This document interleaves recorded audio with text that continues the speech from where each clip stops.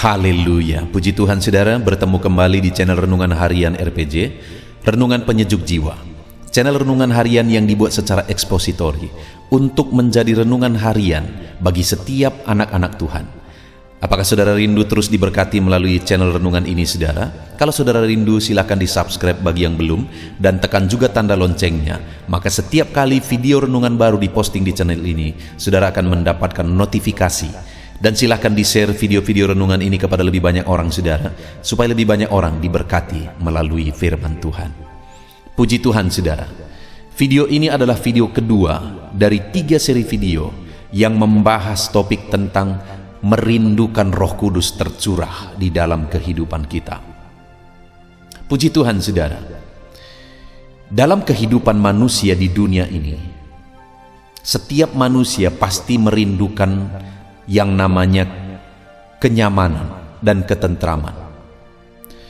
Tetapi yang menjadi masalah seringkali adalah manusia salah mendasarkan kenyamanan mereka.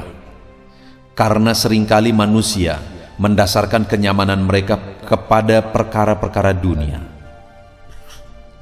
kepada materi, kepada fasilitas, dan sebagainya. Di dalam video ini saudara, kita akan belajar apa seharusnya yang menjadi sumber kenyamanan kita. Karena kalau perkara dunia yang menjadi sumber kenyamanan kita, maka perkara dunia akan lenyap dengan seketika, maka kenyamanan kita juga akan lenyap satu saat. Tetapi ada satu sumber kenyamanan yang bersifat kekal, dan seharusnya kita mendasarkan kenyamanan kita kepada hal tersebut, supaya kita mengalami kenyamanan yang sejati dan bersifat kekal. Puji Tuhan saudara.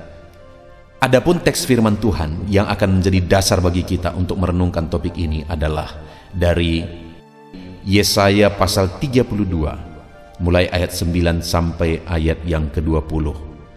Saya akan membacakan firman Tuhan bagi setiap saudara. Demikian firman Tuhan. Peringatan kepada perempuan-perempuan Yerusalem. Hai perempuan-perempuan yang hidup aman, bangunlah, dengarkanlah suaraku. Hai perempuan-perempuan yang hidup tentram, perhatikanlah perkataanku.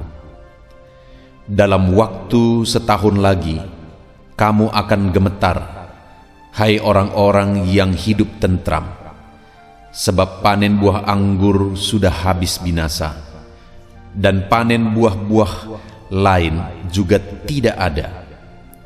Gentarlah hai perempuan-perempuan yang hidup aman, gemetarlah hai perempuan-perempuan yang hidup tentram. Tanggalkanlah dan bukalah pakaianmu, kenakanlah kain kabung pada pinggangmu. Ratapilah ladangmu yang permai, dan pohon anggurmu yang selalu berbuah lebat. Ratapilah tanah bangsaku yang ditumbuhi semak duri dan putri malu. Bahkan juga segala rumahmu tempat bergirang-girang di kota yang penuh keriaan. Sebab purimu sudah ditinggalkan, dan keramaian kotamu sudah berubah menjadi kesepian. Bukit dan menara sudah menjadi tanah rata untuk selama-lamanya, menjadi tempat kegirangan bagi keledai hutan dan tempat makan rumput bagi kawanan binatang. Sampai dicurahkan kepada kita roh dari atas, maka padang gurun akan menjadi kebun buah-buahan, dan kebun buah-buahan itu akan dianggap hutan. Di padang gurun selalu berlaku keadilan, dan di kebun buah-buahan akan selalu ada kebenaran. Di mana ada kebenaran, di situ akan tumbuh damai sejahtera, dan akibat kebenaran ialah ketenangan dan ketentraman untuk selama-lamanya. Bangsaku akan diam di tempat yang damai, di tempat tinggal yang tentram, di tempat peristirahatan yang aman. Hutan akan runtuh seluruhnya, dan kota akan direndahkan serendah-rendahnya. Berbahagialah kamu yang boleh menabur di segala tempat di mana terdapat air, yang dapat membiarkan sapi dan keledainya pergi kemana-mana. Puji Tuhan, saudara. Teks firman Tuhan ini konteksnya adalah di mana ada masa umat-umat Tuhan merasa nyaman di dalam kehidupan mereka, mengalami satu kenyamanan dan ketentraman di dalam kehidupan mereka.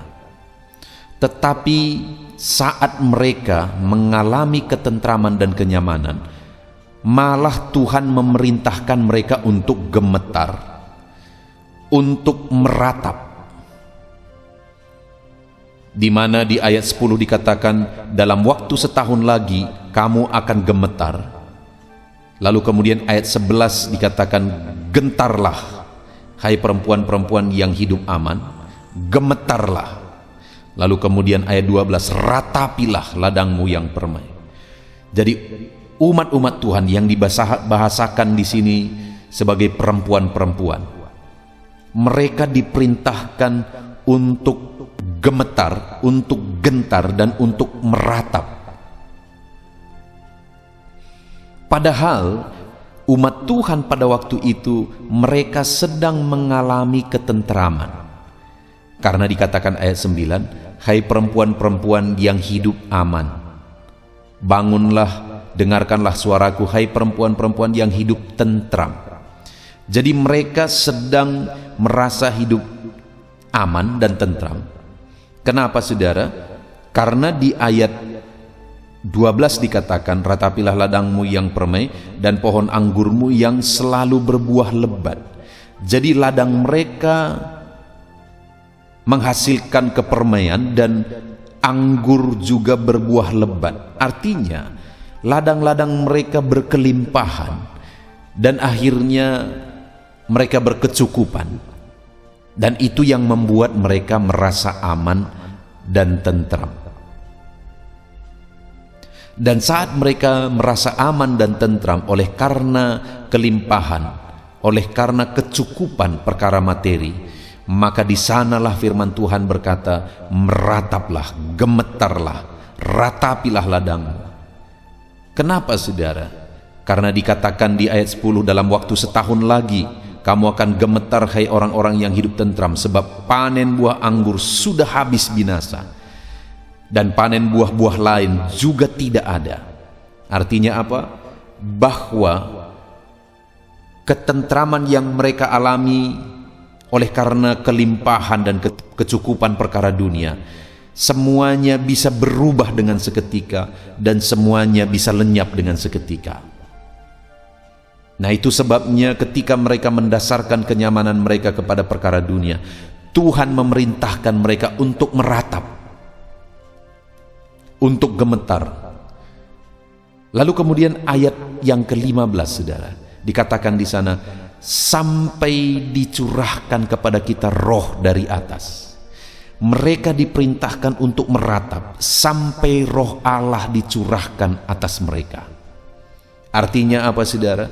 Bahwa Tuhan mau sumber kenyamanan dan ketentraman mereka bukan perkara materi, bukan perkara dunia, tetapi Roh Kudus, kehadiran Roh Allah di dalam diri mereka. Karena Roh Allah lah yang menjadi sumber kenyamanan dan ketentraman yang sejati.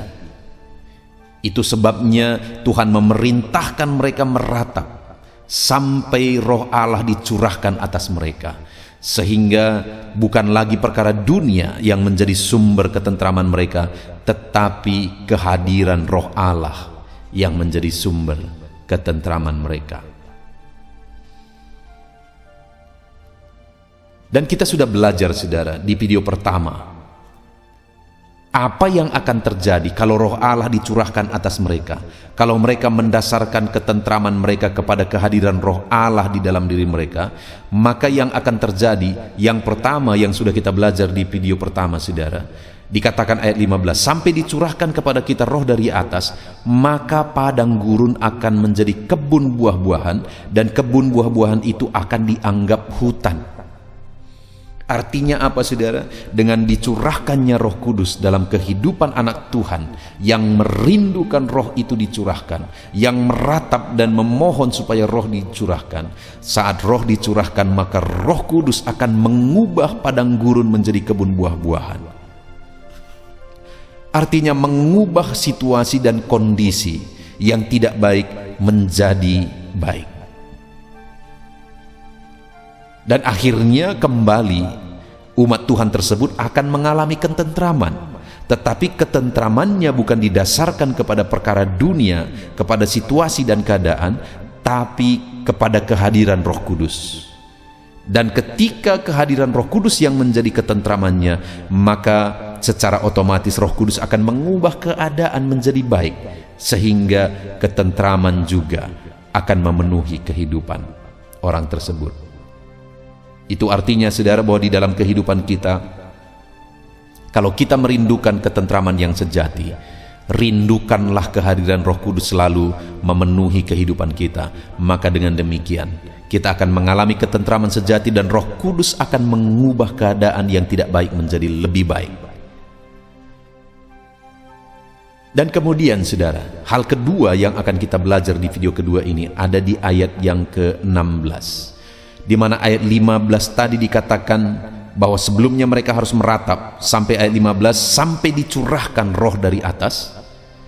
Dan kalau Roh Kudus, roh Allah dicurahkan, maka ayat 16, di padang gurun selalu akan berlaku keadilan, dan di kebun buah-buahan akan tetap ada kebenaran. Di sini disebutkan dua kondisi, saudara. Kondisi padang gurun dan kondisi kebun buah-buahan. Kondisi sulit dan kondisi senang, kondisi baik, kondisi berkelimpahan. Tapi dikatakan bahwa di padang gurun berlaku keadilan, dan di kebun buah-buahan tetap ada kebenaran. Artinya apa, saudara? Bahwa dalam keadaan baik dan dalam keadaan tidak baik, tetap keadilan dan kebenaran berlaku di sana. Dan itu akan terjadi kalau roh Allah dicurahkan. Itu sebabnya Tuhan merindukan umat-umatnya meratap dan berseru supaya roh Allah dicurahkan.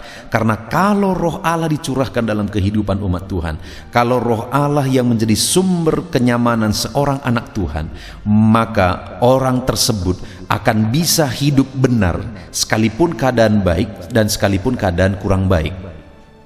Karena di padang gurun keadilan berlaku, di kebun buah-buahan juga kebenaran berlaku. Artinya dalam keadaan baik dan dalam keadaan tidak baik, seorang anak Tuhan akan tetap mampu hidup dalam kebenaran. Karena ada roh Allah yang memampukan dia untuk tetap hidup dalam kebenaran dalam segala kondisi dan keadaan.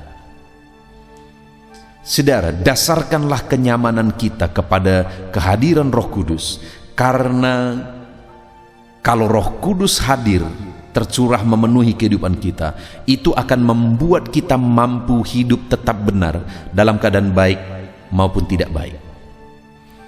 Kalau seseorang mendasarkan kenyamanan mereka kepada perkara dunia saat situasi tidak baik, maka mereka akan kacau. Tetapi kalau yang menjadi dasar kenyamanan kita adalah kehadiran Roh Kudus, maka saat baik dan saat tidak baik, Roh Kudus sendiri akan membuat kita mampu tetap hidup dalam kebenaran.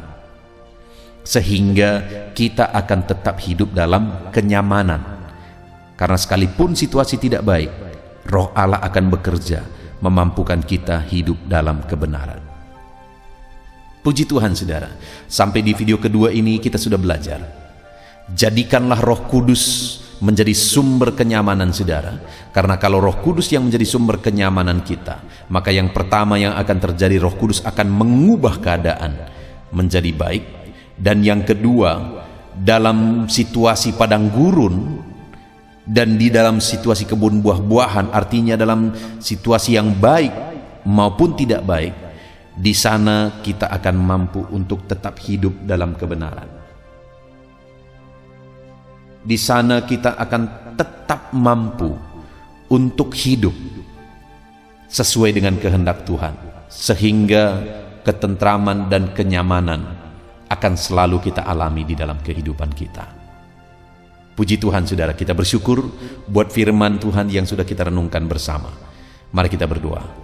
Terima kasih Bapa di sorga, hari ini kami kembali bersyukur, kami kembali telah merenungkan firman Tuhan, di mana kami harus menjadikan roh Allah, kehadiran roh Allah di dalam hidup kami, yang memenuhi kami sebagai sumber ketentraman kami. Maka dengan demikian kami akan mengalami ketentraman yang sejati, dan kehadiran roh Allah dalam diri kami akan mengubah keadaan kami.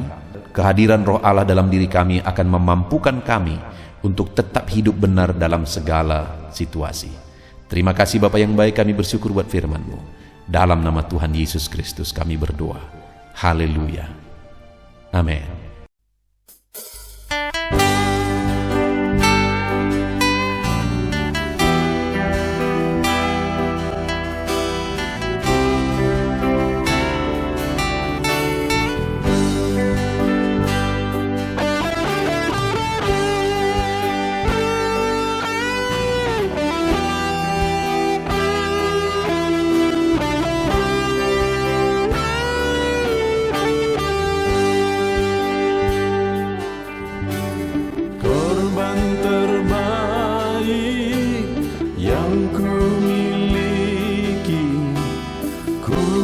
Persembahkan bagimu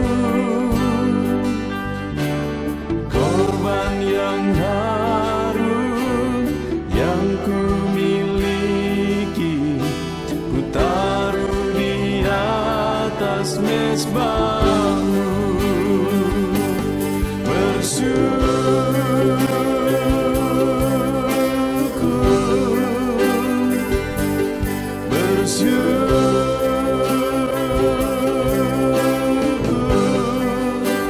Selalu bersyukur, itulah arti hidupku.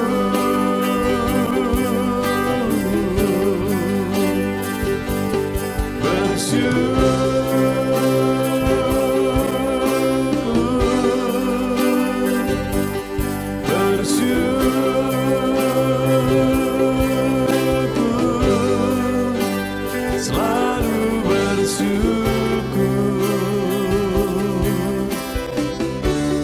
di hadapan tahta-Mu.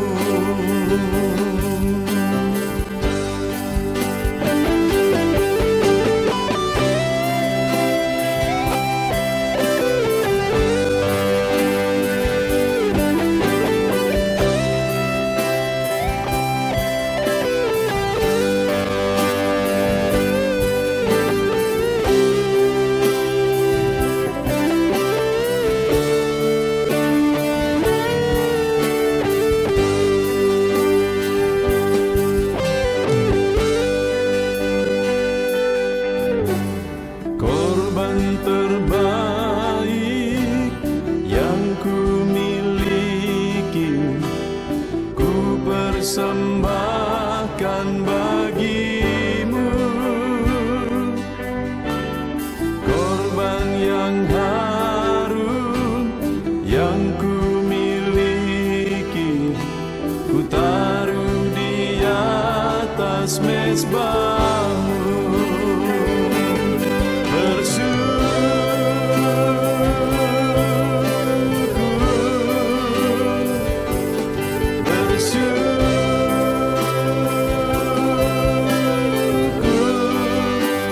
Selalu bersyukur.